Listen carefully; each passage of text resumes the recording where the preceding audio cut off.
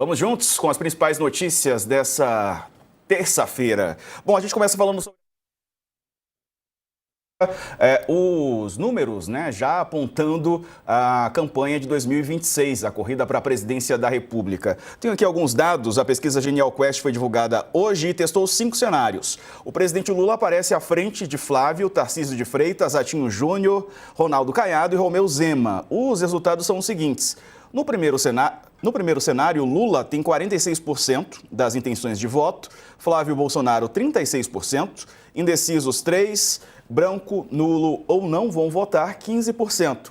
No segundo cenário, entre Lula e Tarcísio de Freitas, Lula tem 45%, Tarcísio 35%, indecisos somam 4%, branco, nulo ou não vão votar 16%. O terceiro cenário coloca Lula e Ratinho Júnior. Lula com 45%, Ratinho Júnior com 35%, indecisos 3%. Branco, nulo ou não vão votar somam 17%. O quarto cenário é entre Lula e Caiado. Lula tem 44% e Caiado 33%. Indecisos são 3%, branco, nulo ou não vão votar 20%. No quinto cenário, entre Lula e Romeu Zema, Lula aparece com 45%, Zema 33%, indecisos 4%. Branco, nulo ou não vão votar são 18%. A pesquisa Genial Quest entrevistou 2.004 eleitores entre os dias 11 e 14 de dezembro. A margem de erro é de 2 pontos percentuais, para mais ou para menos. Casa cheia hoje, comigo no estúdio aqui, Daniela Lima e Alexandre Borges. Boa tarde aos dois, bem-vindos. O Ricardo Couto, nosso mestre, estaria aqui, mas veio a tela preta, ele não vem mais. Ele não vem mais. Mentira, ele vem, daqui a pouco ele está aqui. Aqui ele! Muso homenageado, premiado, maravilhoso, Vamos começar tudo com de bom. Você acompanhou, né, Dani? Eu vi a foto. Conta como é que foi? Foi lindo, como ele merece. Saiu aplaudidíssimo, falou...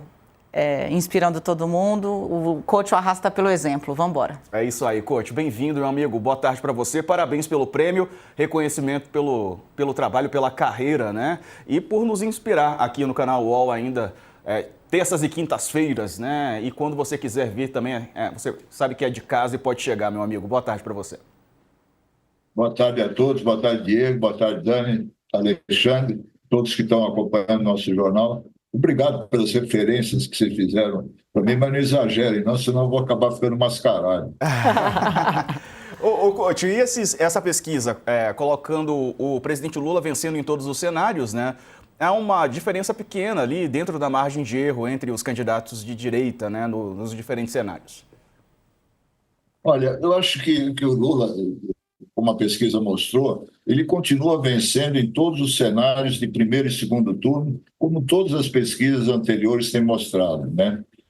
Para o presidente não mudou nada. A novidade dessa pesquisa é o Flávio Bolsonaro, que está 10 pontos na frente de Tarcísio no primeiro turno, que, por sua vez, está empatado com Ratinho. Agora o Centrão, que rejeitou o Flávio, vai ter que refazer as contas, porque o Flávio Bolsonaro está bem na frente dos outros. Uma coisa que me chamou a atenção é que, dessa vez, não incluíram a Michele Bolsonaro, que vinha sendo o nome mais apoiado na direita, né? E agora, com o Flávio, retiraram ela de cena. Só 3 da direita disputam para valer vaga no segundo turno. É o Flávio, o Tarcísio e o Ratinho. O Tarcísio já falou que, se o Flávio for candidato, ele não será. Então, né, pelas minhas contas aqui, sobra só Flávio e Ratinho. O que chama atenção também é a rejeição. Ficou muito ruim para o Flávio, que é o mais rejeitado, com 62%, que é o maior índice entre todos os candidatos. Para 54%, Bolsonaro errou ao indicar Flávio. E sobre aprovação e desaprovação do governo, 49% desaprovam e 48% aprovam o governo Lula, que mostra uma estabilidade e é um resultado muito parecido ao do último Datafolha. É isso aí, meu amigo. A gente vai destrinchar essa pesquisa com mais dados daqui a pouquinho. A gente analisa cada um deles daqui a pouco, né? Os dados que foram divulgados pela Quest foram vários cenários e vários recortes dessa pesquisa. Dani, e esses números? Sabe o que me chamou muita atenção? Que, assim, o que a Quest foi testar, né? Se você coloca um nome só da oposição, aonde ele bate? Todos batem no mesmo lugar.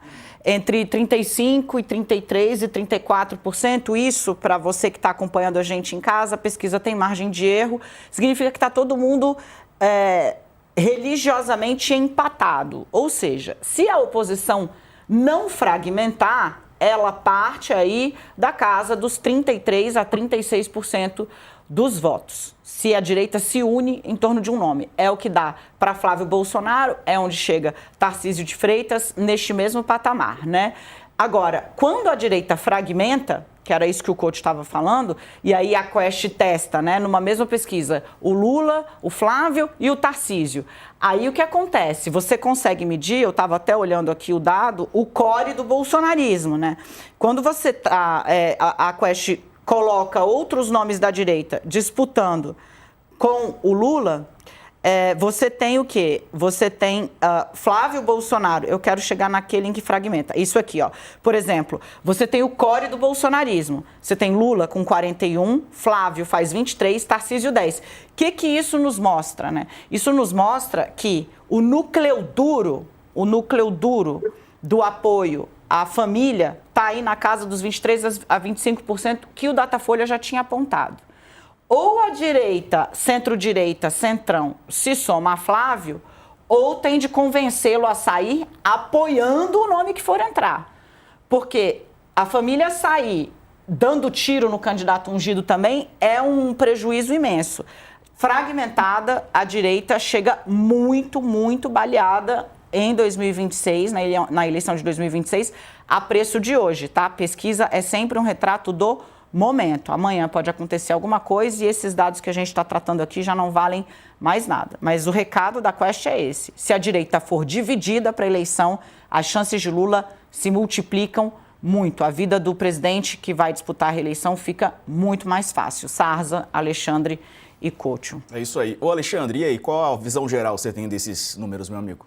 Olha, em primeiro lugar, a gente está um ano da eleição, então, se fosse um campeonato de pontos corridos, a gente está na primeira rodada, segunda rodada, tem muita coisa para acontecer. O que a gente pode, dando um zoom out, dando uma olhada, o que dá para concluir? Em primeiro lugar, a esquerda, esse campo, ele está unido no Lula como está há anos, né? Então, esse campo que não tem disputa, não tem 2, 3, 5 nomes, ele está ali nos seus 45, 40, a gente vai, né? Mas está muito próximo, chegando aos 50%. Né? Com o andar da campanha, chega próximo dos 50% com alguma tranquilidade.